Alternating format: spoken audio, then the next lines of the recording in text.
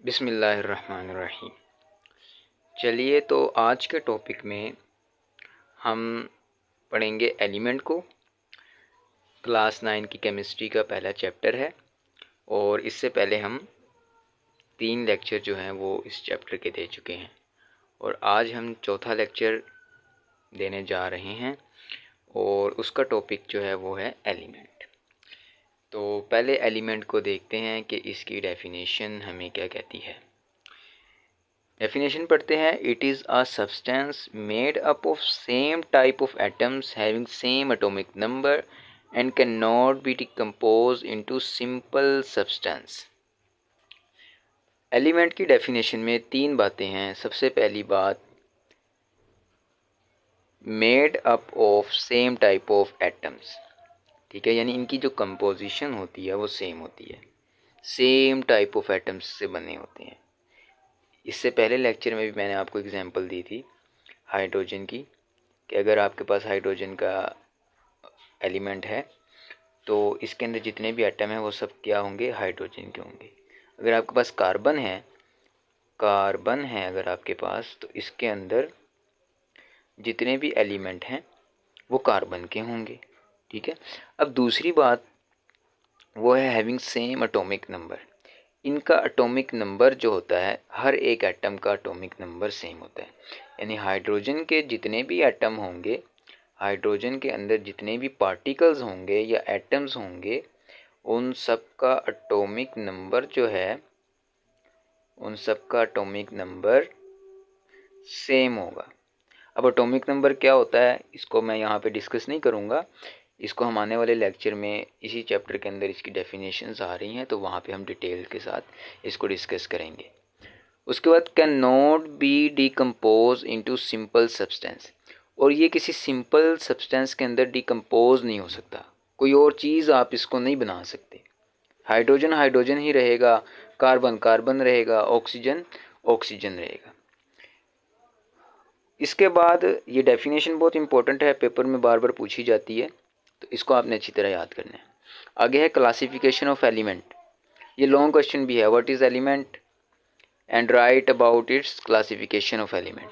Classification क्या होती हैं, तीन क्लासिफिकेशन होती हैं, एक मेटल की, नॉन मेटल की और मेटलाइट्स की। यानी जितने भी मेटल्स होते हैं, जितने भी एलिमेंट्स होते हैं वो 3 तरह के होते हैं, या मेटल्स होते हैं, या नॉन मेटल्स होते हैं, या मेटलाइट्स होते हैं। मेटल्स क्या होते हैं, मेटल वो होते हैं जो good conductor of heat and electricity होते हैं, ठीक है। आगे ये टॉपिक्स और चैप्टर है, आई थिंक 6 है या फिर 5 है, मेरे जहन में नहीं है, वहाँ पे हम मेटल नॉन मेटल को डिस्कस करेंगे, तो आई थिंक शायद 8 है, तो वहाँ पे भी अच्छी तरह से फिर इसको डिस्कस करेंगे।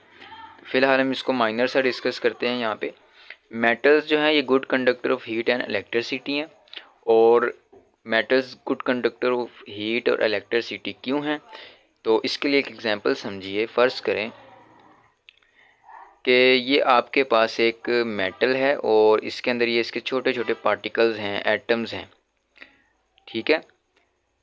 तो ये जो एटम है, इनके ये जो इलेक्ट्रॉन्स होते हैं मेटल के अंदर, ये फ्री होते हैं। तो फ्री इलेक्ट्रॉन की वजह से मेटल्स को हम कहते हैं good conductor of heat and electricity. Non metals क्या होते हैं, ये हीट और इलेक्ट्रिसिटी को कंडक्ट नहीं करते। अच्छा, मेटल्स की जो एग्जांपल है उसमें आप सोडियम को ले सकते हैं, उसको पोटेशियम को ले सकते हैं, मैग्नीशियम को ले सकते हैं। और नॉन मेटल जो है, अभी जैसे मैंने आपको बताया, it does not conduct heat and electricity, heat और इलेक्ट्रिसिटी को कंडक्ट नहीं करते, ये bad conductor of heat and electricity है। तो इसकी जो एग्जांपल है उसमें कार्बन है, ऑक्सीजन है और नाइट्रोजन है। मेटलाइट्स क्या होते हैं, मेटलाइट्स जो हैं उनमें दोनों की प्रॉपर्टीज़ पाई जाती हैं, मेटल्स की भी और नॉन मेटल्स की भी, ठीक है। यहाँ पे मैंने लिखा है प्रेजेंट बोथ प्रॉपर्टीज़, मेटल्स की प्रॉपर्टीज़ भी पाई जाती हैं और नॉन मेटल्स की प्रॉपर्टीज़ भी पाई जाती हैं, तो उनको हम क्या बोलते हैं, मेटलाइट्स। इसके अंदर नेक्स्ट हम डिस्कस करेंगे कि ओकरेंस ऑफ एलिमेंट्स क्या होता है, यानी एलिमेंट्स जो है वो एग्जिस्ट कैसे करते हैं, कहाँ पे करते हैं। तो एलिमेंट जो हैं वो 3 जगह पर एग्जिस्ट करते हैं। सबसे पहली आपके पास अर्थ क्रस्ट यानी ज़मीन होता है, ओशियंस समुंदर वगैरह, एटमॉस्फेयर हमारी जो फ़ज़ा होती है।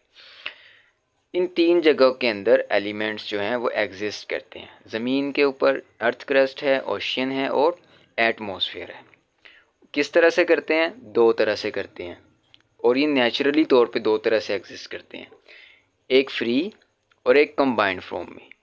फ्री फॉर्म में और कंबाइंड फॉर्म में, यानी फ्री फॉर्म में अगर हाइड्रोजन है हाइड्रोजन रहेगा, ऑक्सीजन है ऑक्सीजन है, कार्बन है तो कार्बन है, ये फ्री फॉर्म है। कंबाइंड फॉर्म जैसे H2O है, ये कंबाइंड फॉर्म है, ठीक है। NaCl है, ये दोनों एलिमेंट्स हैं और ये दोनों क्या हैं? कंबाइन है। तो कंबाइन फॉर्म में और फ्री फॉर्म में ये एग्जिस्ट करते हैं कहाँ कहाँ पे? अर्थ पर, ओशियंस पर और एटमॉस्फेयर पर। अब यहाँ पे एक टेबल है कि अर्थ क्रस्ट, ओशियन और एटमॉस्फेयर का। तो यहाँ पे जो ऑक्सीजन है ये अर्थ पर 47% एग्जिस्ट करता है और ओशियन में जो ऑक्सीजन है वो 86% एग्जिस्ट करता है और एटमॉस्फेयर में जैसे यहाँ पे ऑक्सीजन जो है वो 21% एग्जिस्ट करता है। इसी तरह सिलिकॉन है, एल्यूमिनियम है। सिलिकॉन जो है वो 28% जो है वो अर्थ के ऊपर प्रेजेंट होता है और एल्यूमिनियम जो है ये 7.8% अर्थ के ऊपर प्रेजेंट होता है। इसी तरह हाइड्रोजन जो है ये 11% जो है वो ओशियन में होता है। क्लोरीन जो है ये 1.7% जो है ये ओशियंस में होता है। एटमॉस्फेयर में नाइट्रोजन जो है वो 78% होता है, ऑक्सीजन 21% और ऑर्गन जो है वो 0.9%। यानी ये एक बस टेबल छोटा सा दिया है आपको समझाने के लिए कि अगर ऑक्सीजन है तो ये ज़मीन के ऊपर जो है ये कितने % एग्जिस्ट करता है, ओशियन में कितना करता है, एटमॉस्फेयर में कितना करता है। उसके बाद हम फ़िज़िकल स्टेट को पढ़ते हैं एलिमेंट्स की, कि एलिमेंट की फ़िज़िकल स्टेट्स क्या होती हैं। तो वो 3 तरह की होती हैं, एक सॉलिड, लिक्विड और गैस। तो मोस्टली जो एलिमेंट्स हैं 80% वो सॉलिड हैं और जो बाकी एलिमेंट है वो लिक्विड और गैस हैं, ठीक है। दोबारा सुनिए, जितने भी एलिमेंट हैं उनमें 80% हमारे पास सॉलिड होते हैं और बाकी जो रिमेनिंग हैं वो लिक्विड और गैस होते हैं 20%। और आप जो सॉलिड की एग्जांपल हैं उसमें सोडियम की एग्जांपल दे सकते हैं, मैग्नीशियम की एग्जांपल हम ले सकते हैं, पोटेशियम की एग्जांपल ले सकते हैं, ठीक है। लिक्विड में मरकरी की एग्जांपल ले सकते हैं और गैस में ऑक्सीजन है, नाइट्रोजन है, हीलियम है, हाइड्रोजन है, आर्गन है, ये सब गैसेस हैं। आगे है जी कि एलिमेंट को रिप्रेजेंट कैसे करते हैं। तो एलिमेंट को रिप्रेजेंट करते हैं सिंबल से। और ये सिंबल कहाँ से लिए जाते हैं? ये सिंबल लिए जाते हैं, पहले 2 वर्ड्स लेते हैं या फिर एक वर्ड लेते हैं। अब जैसे हाइड्रोजन है तो हाइड्रोजन का मैंने यहाँ पे H यूज़ किया सिंबल के लिए, ठीक है। ऑक्सीजन है तो ऑक्सीजन के लिए मैंने O यूज़ किया। सल्फ़र है तो सल्फ़र के लिए एस यूज़ किया। अब यहाँ पे सोडियम है तो इसके लिए मैंने Na यूज़ किया, पोटेशियम है तो इसके लिए K यूज़ किया। अब आपके जहन में सवाल पैदा हो रहा होगा कि अभी तो मैंने कहा है कि सिंबल जो है वो हम पहले 2 लफ्ज़ से लेते हैं या फिर पहले पहला लफ्ज़ ही उसका सिंबल बना देते हैं, लेकिन यहाँ पे जो सोडियम है, पोटेशियम है, तो यहाँ पे तो पोटेशियम P है, मैंने K लिखा है। यहाँ पे सोडियम जो है वो S है तो यहाँ पे मैंने Na लिखा है। तो देखें इसके लिए जो है ना 4 लैंग्वेजेस हैं, इंग्लिश, जर्मन, ग्रीक और लातीन। इन 4 लैंग्वेजेस में से हम इनका जो है नेम बनाते हैं, सिंबल बनाते हैं। अगर हाइड्रोजन का जो सिंबल है वो हमने इंग्लिश वाले में से ही बनाया है, हाइड्रोजन में से। इसी तरह ऑक्सीजन वाले का भी हमने इंग्लिश वाली लैंग्वेज ऑक्सीजन से ही बनाया है और इसी तरह सल्फ़र का भी इंग्लिश से ही बनाया है। लेकिन ये जो सोडियम है, ये पोटेशियम है, ये इन 3 ज़बानों में से किसी एक से बना होगा, ठीक है। इसके बारे में डिटेल में हम डिस्कस नहीं करेंगे, सिर्फ आपके समझाने के लिए इतनी बात ही काफ़ी है कि इन 3 ज़बानों में से कोई एक ज़बान को हमने यहाँ यूज़ किया है, ठीक है। सोडियम के लिए और पोटेशियम के लिए K यूज़ किया है। अब ऐसा हमने क्यों किया? अब देखें, सल्फ़र भी S से शुरू हो रहा है और सोडियम भी S से शुरू हो रहा है। तो सल्फ़र के लिए तो मैंने S यूज़ कर लिया है, अब सोडियम के लिए भी जब S यूज़ करूँगा तो ये तो दोनों एक हो जाएंगे। फिर हमें जो है मुश्किल पेश आएगी कि अब इसमें सल्फ़र कौन सा है और सोडियम कौन सा है। तो इसीलिए फिर जो सेम होते हैं उनके लिए हम किसी और लैंग्वेज में से, इन चारों लैंग्वेज में किसी और लैंग्वेज में से कोई सिंबल जो है वो चूज़ कर लेते हैं। ये जो डिस्कशन है इसको एक बार फिर से अगर हम गो थ्रू करें तो यहाँ पे देखिए, सबसे पहले मैंने ओकरेंस ऑफ एलिमेंट्स, आपको एलिमेंट की डेफिनेशन बताई है, उसके बाद मैंने उसकी क्लासिफिकेशन बताया है और उसके बाद ओकरेंस ऑफ एलिमेंट बताई है। तो डेफिनेशन में मैंने ये चीज़ बताई है कि जो सेम पार्टिकल्स होते हैं और उनकी जो है इसके अलावा डीकम्पोजिशन जो है वो नहीं हो सकती, ये इसकी डेफिनेशन में हमने पढ़ा है। और क्लासिफिकेशन में हमने ये पढ़ा है कि मेटल्स होते हैं, नॉन मेटल्स होते हैं और मेटलाइट्स होते हैं एलिमेंट। और इसके अलावा ओकरेंस में हमने ये पढ़ा है कि ये 3 जगह पर एग्जिस्ट करता है, अर्थ क्रस्ट पर, ओशियंस पर और एटमॉस्फेयर में। और किस तरह से करता है? 2 तरह से करता है, एक फ्री फॉर्म में, एक कंबाइन फॉर्म में। फ्री फॉर्म में तब करता है जब एलिमेंट सिंगल होते हैं, और कंबाइन फॉर्म में तब करता है जब ये किसी चीज़ के साथ मिल जाते हैं, जैसे H2O है, NaCl है। उसके बाद हमने इसकी परसेंटेज को डिस्कस किया कि कौन सी चीज़ कहाँ पे कितने % है।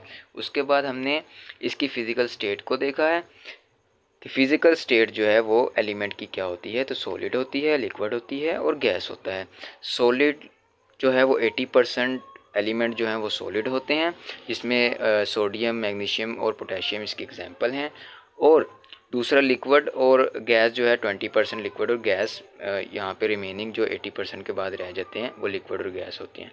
तो लिक्विड में मरकरी आ गया और गैस में ऑक्सीजन, नाइट्रोजन, आर्गन और हाइड्रोजन, हीलियम और इसके अलावा भी एग्जाम्पल्स हैं। रिप्रेजेंट कैसे करते हैं? सिंबल्स के साथ रिप्रेजेंट करते हैं और उसके लिए हम 4 लैंग्वेजेस को यूज़ करते हैं, इंग्लिश, जर्मन, ग्रीक और लातिन।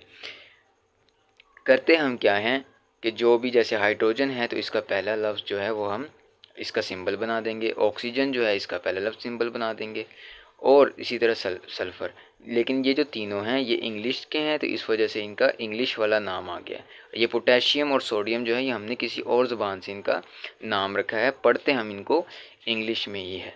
तो यकीनन आपको ये लेक्चर समझ आ गई होगी। और हाँ, इसमें एक बात ये भी है कि अभी तक जितने भी एलिमेंट फाउंड जो हैं वो फाइंड किए गए हैं वो 118 हैं। ये एलिमेंट जो हैं ये फाइंड किए गए हैं जो पीरियोडिक टेबल में भी दिए जाते हैं, और इनमें से जो है वो 93 नेचुरल हैं और बाकी जो हैं वो लेबॉर्ट्री में तैयार किए गए हैं। तो आज के लिए इतना ही काफ़ी है, बाकी इंशाल्लाह जो है वो हम नेक्स्ट लेक्चर में डिस्कस करेंगे। बहुत बहुत शुक्रिया। अल्लाह हाफ़िज़।